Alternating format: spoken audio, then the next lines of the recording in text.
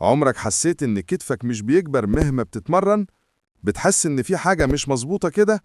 السبب الحقيقي إنك مش بتنشط التلات رؤوس بتوع الكتف صح.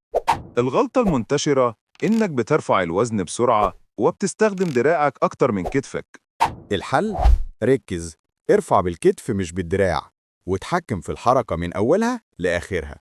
ابدأ بالفرونت رايز، ده اللي بيشغل مقدمة الكتف ويطلعها لقدام.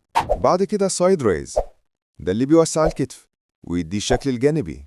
واختم بريفيرس فلاي، هو اللي بيكمل شكل الكتف من ورا ويخليه متوازن.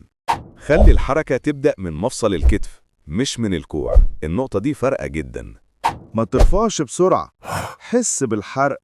السرعة هي اللي بتضيع المجهود. كل مرة ترفع تخيل إنك بتولع لمبة بإيدك، الكتف هو السلك اللي بيشغلها. خليك واقف ثابت، ظهرك مستقيم، كتفك راجع سنة ورا، كده التحفيز هيبقى مثالي. دلوقتي كل رفعة ليها معنى، كل مرة هتحس بالفرق في شكل كتفك.